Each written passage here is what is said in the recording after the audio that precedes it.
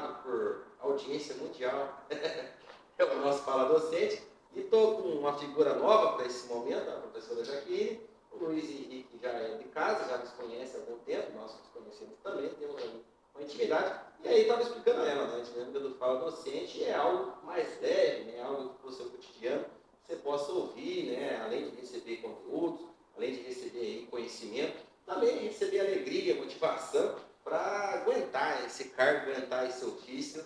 E mais do que nunca, né, a gente está aí com a queridinha da vez, falando de licitações.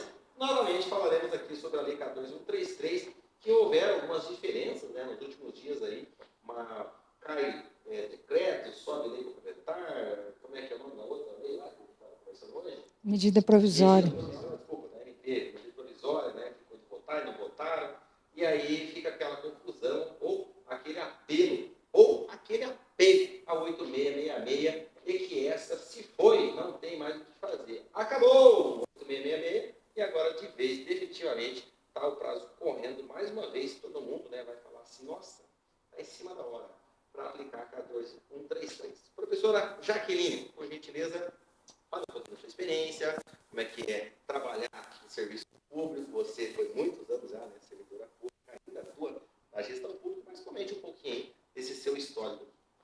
Eu sou formada em gestão pública, tenho algumas especializações também em gestão pública, em auditoria, um mestrado em desenvolvimento regional que eu concluí, e 15 anos de serviço público, né? 10 anos deles foram só no controle interno de um município,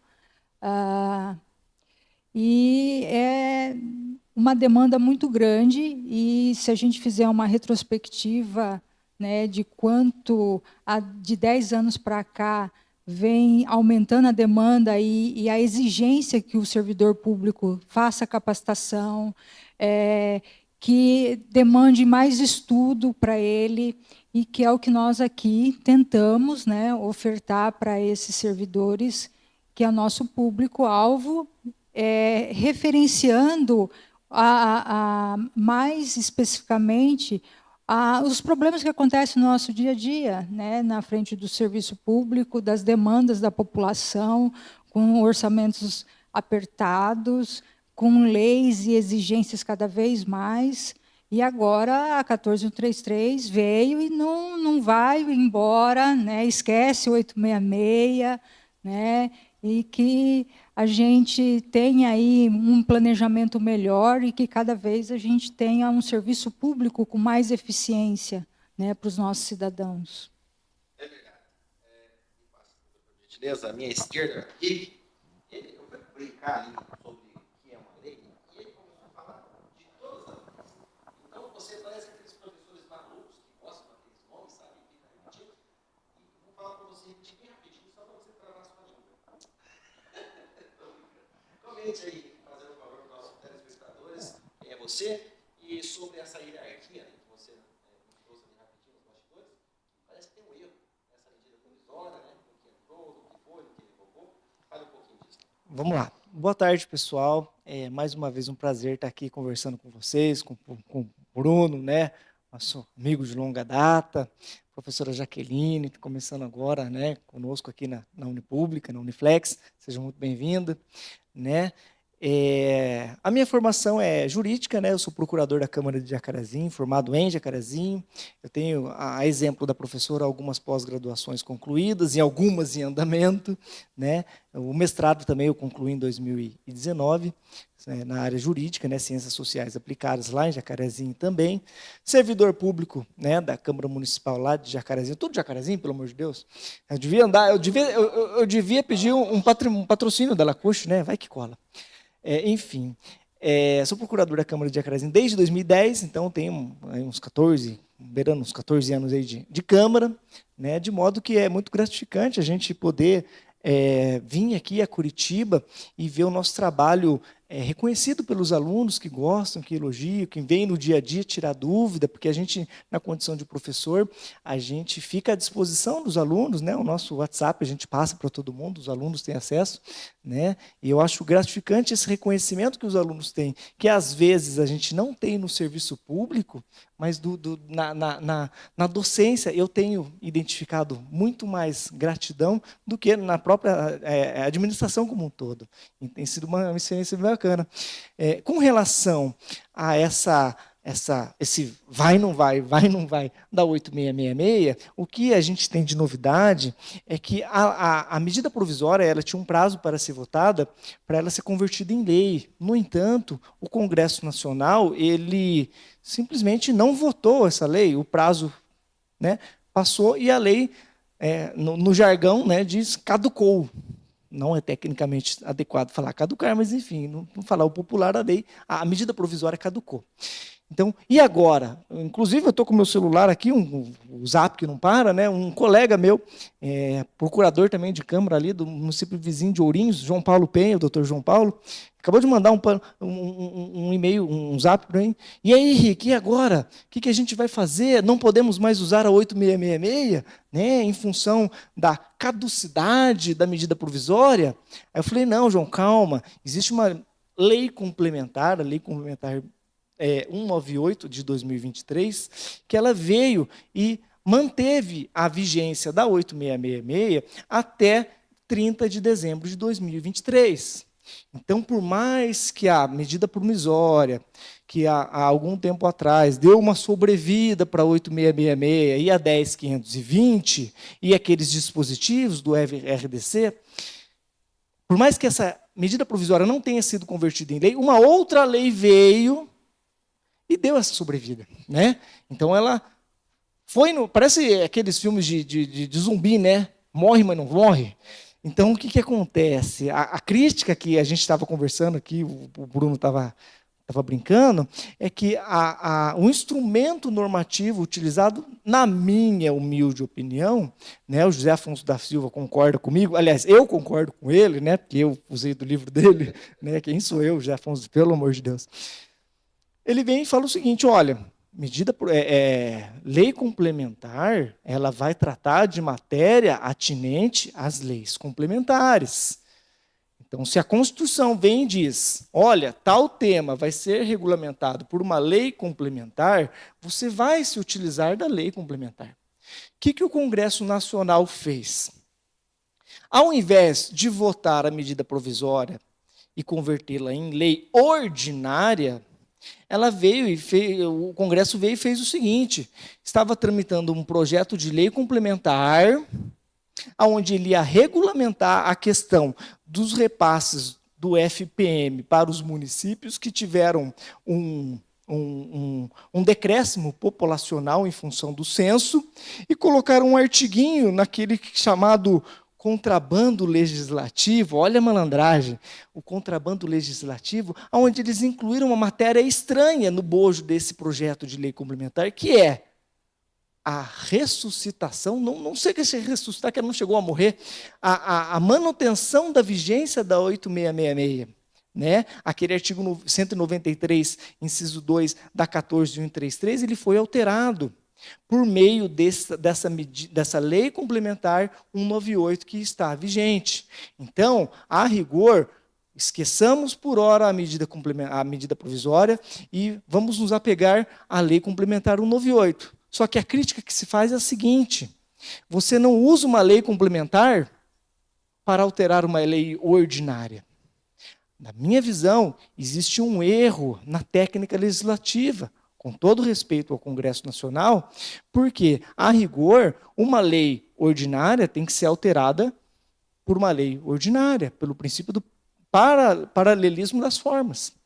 A rigor, eu posso dizer, não, está errado? Não. Só que José Afonso da Silva vem e fala o seguinte, se uma lei complementar tratar de matéria atinente à lei ordinária, ela, por mais que tenha essa roupagem de lei complementar, né, essa casca de lei complementar, ela nada mais é do que uma lei ordinária. Então, esse artigo específico da lei complementar 198 segundo José Afonso da Silva, não eu, né, quem sou eu na ordem do dia, ele tem natureza de lei ordinária. Então, a rigor, fiquem tranquilos, até 30 de dezembro a gente tem para poder se capacitar cada vez mais para implementar essa nova lei, que é um desafio na administração, ainda mais em se tratando de municípios pequenos, né, que a crítica que se faz é que é uma lei municipal, perdão, que é uma lei federal que vale tanto para a União, para município de 1.500 habitantes.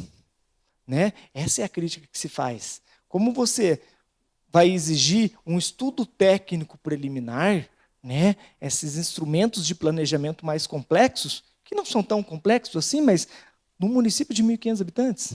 Né? Então, é o tempo que a gente tem para se adequar. Então, venham para cá, venham se qualificar, porque já foi prorrogado uma vez e eu imagino que não vai ser mais, Bruno. Então, quem parado está, atrasado fica, já diria o meu professor Gerardos, até por isso que eu fiz o mestrado, e depois do mestrado já engatei em 4 pós-graduações, porque não dá para ficar parado. Não, ele caiu, né? A barba que embranqueceu, porque ó, cabelo, não sei não, tá acabando já. Não, mas é que é muito bolado, né? Muito peso no agachamento, aí vai achatando a coluna. 150 quilos no agachamento, acontece isso, Brunão.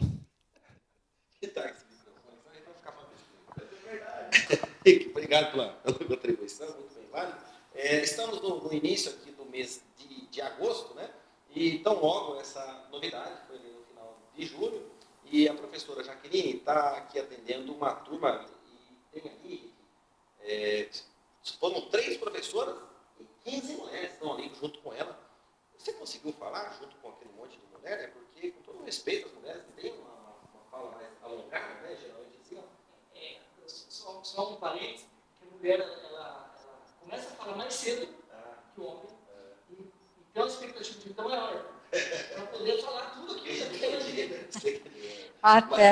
A tese dele. Gostei da tese tratando dele. de ETP, a professora Jaqueline está no curso de ETP, e aqui uma curiosidade, ela, nesses 15 anos de carreira, é do Paraná, e aí está agora em São Paulo, atendendo diversos municípios lá também. Então, se falando de ETP, se falando nessa turma aí de 15 colegas, mulheres, se falando de comparativos ao Paraná e a São Paulo, o que nós temos você já viu, né, isso na prática, já acontecendo de ETP, né? Mais equipes formadas, tem mais mulheres, o Paraná está na frente, São Paulo, como é que está essa relação?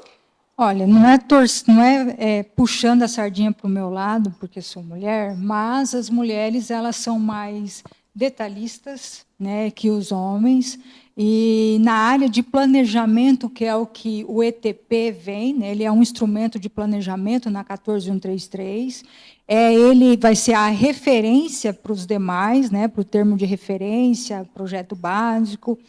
Então, esse estudo preliminar ao meu ver, os municípios que hoje estiveram aqui já estão fazendo, alguns ainda a título de testes, né? Mas em alguns itens ali realmente demanda muita paciência, estimativa de quantidade, históricos de compra, e a grande dificuldade, eu vejo que não é só aqui no Paraná, nem em São Paulo, é você descrever a necessidade.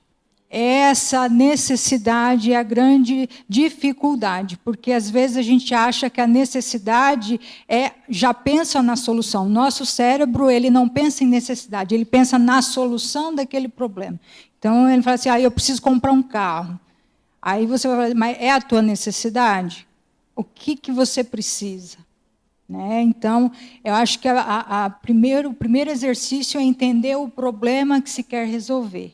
Né? Então, dessa necessidade vai surgir realmente um estudo técnico. Porque assim eu vou descrever o meu problema, do meu problema eu começo a fazer alguns elos, que é a estimativa de quantidade, é o cálculo, é levantamento do mercado, quais são as soluções para resolver esse problema, não é uma só, são várias, aí eu vou compará-las, algumas vai atender, eu vou elencar alguns requisitos, né, para que vai atender essa minha necessidade, né, pode ser tecnológicos, não tecnológicos. Então, eu acho que sendo mulher, elas têm mais amparo, né, sensibilidade para precisar tudo isso, né, não falando mal dos homens, nem nada. Mas é que assim, as mulheres elas são mais detalhistas, mais minuciosas, prestam bem atenção, não é todas, mas a grande maioria. E hoje, se a gente fizer uma comparação, no serviço público é mais mulheres do que homens. No serviço público também, né? Se a gente comparar, principalmente nas secretarias. Então, mas nas secretarias de educação nos municípios, a maioria são mulheres. Então, no serviço público são mulheres, né? E a gente está dando conta aí, né? Eu falo brincando, mas é verdade. Tem, como diz, nada mais do que a verdade. A gente já não mandava em casa. Agora, então, manda no trabalho. Então, o ideal é a gente simplificar, né? Dá miúda, né? Professora, se tratando de ETP, eu vejo assim não digo guerra, né? Aqui eu vou falar palavreado, às vezes até chulo, mas uma briguinha, uma vaidadezinha entre as secretarias e a equipe técnica das licitações, como um empurra para lá, empurra para cá, responsabilizações, né? Um diz que o ETP não foi bem feito, ou não será bem feito, para justamente não firmar aí essa questão, não se comprometer nessa questão da necessidade. E se pede a contribuição daqueles que demandam, porque eles são os melhores, mais aptos a descrever, né, esse objeto.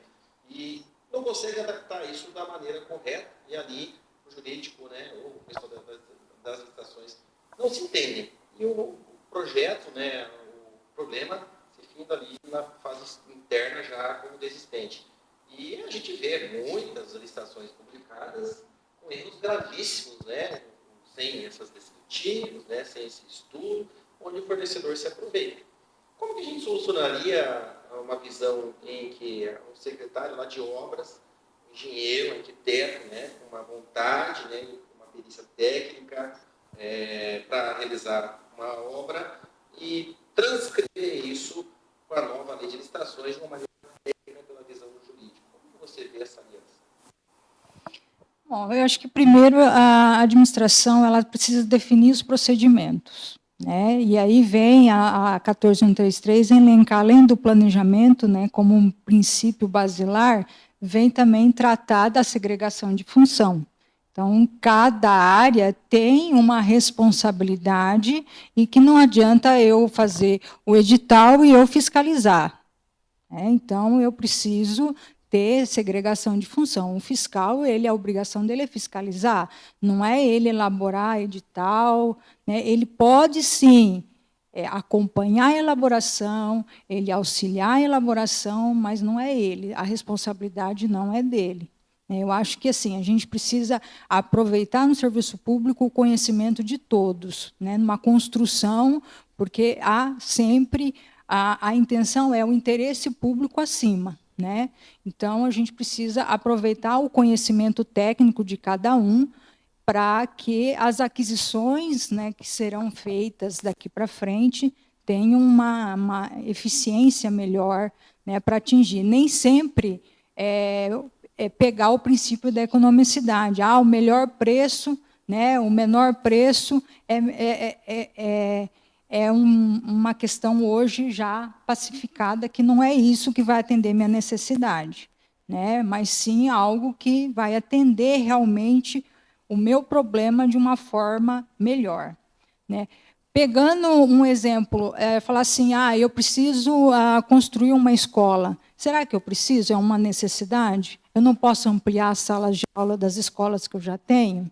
Então, é nesse ETP que eu vou fazer esse estudo, nesse ETP que eu vou descrever isso, né? Porque se eu construir uma escola, eu vou ter uma outra demanda, eu vou precisar de mais servidores, sendo que eu aproveitando a escola que eu já tenho e ampliando as salas, eu só preciso acrescentar um pouco mais de servidores.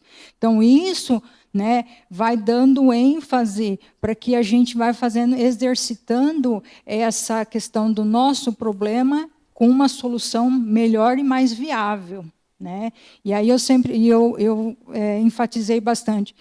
Será que um ETP, eu perguntei quantas páginas está dando um ETP? 12 páginas de mínimo. Né? De mínimo. ninguém quer terminar um ETP e falar assim, não é viável a minha contratação. Ele quer justificar, né? Mas, então, por isso, a gente precisa fazer o comparativo das nossas soluções, né? Então, se eu tenho uma demanda de mais alunos, talvez eu precise ampliar as salas de aula que eu tenho e não construir uma nova, né? Então, eu acho que é por aí. E acredito que um engenheiro, na hora de fazer o seu projeto, tendo um ETP que é a sua necessidade realmente, ele vai fazer um projeto melhor, pensando nisso, né? Porque a gente vê que os projetos é feito sem pensar no futuro. Será que futuramente, quando eu desenhar, fazer um projeto, né, arquitetônico, eu não posso já pensar que futuramente eu tenho aonde eu ampliar uma sala de aula? Eu já não posso já deixar algo já no projeto, né, já pensando numa possível ampliação? Então, é isso também que a gente precisa estar vendo e já exercitando, né? Hoje eu faço um projeto, eu faço só o que eu preciso, mas eu já tenho uma previsão de que, se eu precisar aumentar, eu tenho como aumentar, e isso não vai ter que desestruturar o que eu já tenho. Tendo que destruir uma parte, né? Então, eu aprendi duas coisas nesse podcast aqui. A primeira, né, em que eu vou começar a aplicar o ETP para minha noiva, porque as justificativas das despesas deverão ser bem embasadas pela necessidade. Gostei. Vou já colocar isso em prática lá em casa para aquele cartão de crédito baixar. Baixa o decreto. A segunda, você que está me ouvindo, faça isso também com a sua esposa e as esposas também com seus maridos, né? Porque você sabe que marido também compra umas traias, né? Eu fui Maréia, né? Não fala isso, senão eu vou ter que justificar o ETP de 120 páginas porque comprou uma maréia. Maréia é legal, para com isso aí, Rick. Vai longe uma ETP disso. E ainda sobre essa questão da equipe, né? A gente fala muito dessa contribuição, e nós vamos nos Incompras, Rick, e vejo lá, né, essas vaidades aí afloradas, por mais que tenhamos 2, 3 nomes lá que se destacam, né, como a gente fala, Carregal, fazem muito bem feito, outros se esquivando, né, daquilo que faz parte do seu processo licitatório, que deveria, né, estar ali atuando. Então é um trabalho de time, né, onde o goleiro não pode torcer contra o zagueiro, nem o atacante, mas sim vencer o jogo é o time todo, né, e um campeonato está aí, né, quem saiu na frente já está aí provando, né, como vai ser bom essa nova lei, do que ela é benéfica. Então que deixemos a 8666 de vez lá no seu lugar devido, né, e aplicamos esse recurso lindo, maravilhoso, independente do nome da lei. Fecho o bloco aqui com uma perguntinha, Rick. A gente tem uma diferencinha aqui entre a professora Jaqueline e o professor Rick, ele até já comentou isso aí rapidamente, que ele é de Câmara Municipal e a professora Jaqueline ela é de prefeitura, né? E assim está atendendo também outras diversas prefeituras. E sempre né, o pessoal fala que quem está na Câmara está no céu, né? Sempre é primo rico, é primo rico. Não, se tratando de licitações, a gente sabe, né, que a parte... os processos licitatórios são em menor quantidade numa Câmara, porém também em menor equipe, né? Então não tem nem um lado bom, nem outro lado ruim. Mas eu gostaria que você colocasse aqui o principal desafio a quem agora está nos ouvindo de Câmara é que vai estar aí mais à frente das licitações e se deverá receber aí um aumento. Essa é a pergunta do ano. As contas batendo, que ninguém consegue pagar as contas. Vai ter aumento? Então, com relação ao aumento, eu acho que o ambiente não está muito propício, não. Porque a gente já é o primo rico, né? O pessoal de Câmara, o pessoal, o primo rico, né? Tal. Tem essa rivalidadezinha, até sadia, né? De prefeitura e Câmara, essas brincadeiras que acontecem, né? Não, isso forte é a federação, né? Não, ali é outra história. Não, aí você pega um Senado federal, imagina? Enfim, né? Mas com relação aos desafios, né, na implementação no âmbito de Câmara, eu penso que, no primeiro momento, é a qualificação da equipe. Quando eu falo equipe, eu não falo em eu-equipe, né? Que ambiente de Câmara é muito enxuto e, às vezes, fica sobrecarregado a um servidor. Então, eu penso que, eventualmente, esse trabalho de capacitação, não só de um servidor, porque, eventualmente, você fica na mão desse servidor, né? Você precisa trabalhar essa questão da capacitação para mais de um. Eu sei que é difícil falar no ambiente de Câmara, que às vezes tem, sei lá, 2 ou 3 servidores aptos, né? Então, que capacite os 2 ou 3. Né? E essa questão também que é muito difícil em ambiente de Câmara, e não só de Câmara, eu coloco prefeituras também, até por isso, foi por isso que foi prorrogada a vigência da 8666, essa questão da ausência das regulamentações. Né? A gente já está aqui, hoje, dia 10 de agosto, até dia 30 de dezembro, a gente vai ter para utilizar a 8666. E depois, gente? Depois, como que a gente vai fazer sem as regulamentações? Esse é o grande desafio. Né? E a gente, às vezes, fica pensando, não, eu vou esperar, vou copiar do Estado. Gente, você pega a regulamentação do Estado, a necessidade do Estado é totalmente diversa da dos municípios. Né? Eu vou copiar do Estado. Beleza, mas você vai ter que saber separar o joio do trigo. A regulamentação do Estado do Paraná, por exemplo, tem mais de 700 artigos, Bruno. Né? E outra, às vezes você fala, eu vou esperar o Executivo. As necessidades do Executivo também são diversas. Eles fazem licitações lá de medicamento, de obras, né? de pneus. Meu Deus, é muito trabalho para o Poder Executivo. Por isso que tem essa pencha de a gente ser o primo rico, porque eles também são ricos, não é assim não. Só que eles trabalham bastante, muito mais do que em Câmara. Né? E por mais que a gente tenha uma estrutura enxuta, eles têm uma estrutura maior, mas a demanda de um poder executivo é, de fato, muito. Não tem como comparar. Né? Então, de fato, tem essa pencha de primo rico, primo pobre, mas, a rigor, a gente tem que se preparar, a gente tem que preparar mais de uma pessoa, a gente precisa parar com essa questão de vaidades. No âmbito de Câmara, você tem quantos vereadores com o ego lá em cima, que eventualmente você quer orientar a autoridade, e a autoridade ou determinado vereador fala, você está querendo mandar na Câmara. Como eu comentei aqui, eu não mando nem no meu cachorro. Né? Eu fico imaginando um controlador interno de prefeitura, tendo que lidar com N secretários, que às vezes está ali porque fez uma campanha, não foi feita uma gestão de competência, Bruno. A gente sabe, Brasil afora, aí, Paranazão afora, muito secretário que está ali porque trabalhou com o prefeito. Infelizmente, a realidade é essa. Tem muito competente? Muito, óbvio, maioria, inclusive. Mas existe o mal profissional, né? E o prefeito, às vezes, também tem aquele né, o nariz empinado, que falou, espera aí, eu te coloquei aí, mas você não vai mandar em mim. O nosso papel, enquanto jurídico, enquanto controlador interno, é orientar. Falar, meu amigo, faz. Não quer fazer? Tudo bem, a responsabilidade é sua, mas não vai dizer que eu não avisei. E lidar com essas vaidades das autoridades, ou da própria equipe, entre secretários, entre, por exemplo, às vezes uma equipe grande de pregoeiros, um tem um entendimento, o outro tem outro, porque essa nova lei, o que veio de divergência de entendimentos, você pega o Jacobi, fala uma coisa, você pega o Tribunal de Contas, fala outra.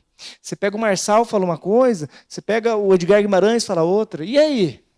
O que o STF falou sobre o tema? Nada ainda. O que o STJ falou? Nada. E um posicionamento oficial do Tribunal de Contas? Nada. Então, a gente está nessa zona grise, nessa zona cinzenta, em que a gente não sabe para onde correr.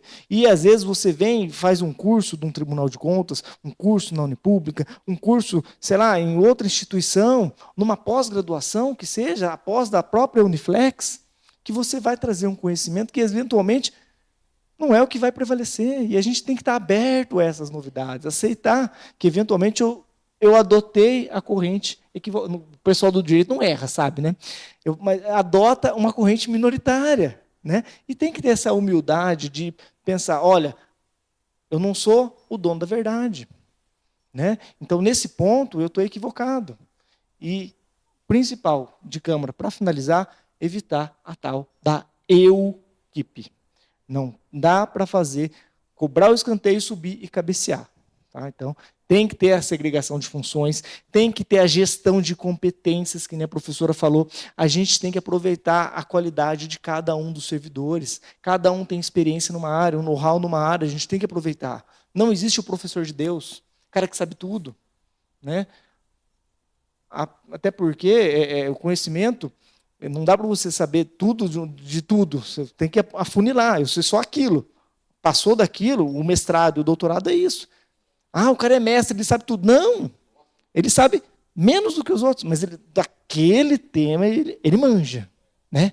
Um doutor, você imagina, o cara é doutor, o cara não sabe tudo, ele sabe daquele objeto de pesquisa dele. Fugiu daquele, já não é a área dele. Se me perguntar alguma coisa de direito previdenciário, pelo amor de Deus, eu estou recorrendo. Né? Por quê? Não é minha área. A gente tem que ter humildade e perceber que a gente não sabe tudo. E eu falei que mulher, ela começa a falar mais cedo e tem expectativa de vida maior para falar tudo que tem que falar, mas, na realidade, quem não parou de falar aqui foi eu. Deixa eu passar o microfone. Levante, que agora vamos fazer um grande final aqui. Aqui na Uni a gente tem uma mania assim. Vamos direito, então, convidando a galerinha. Só Valeu!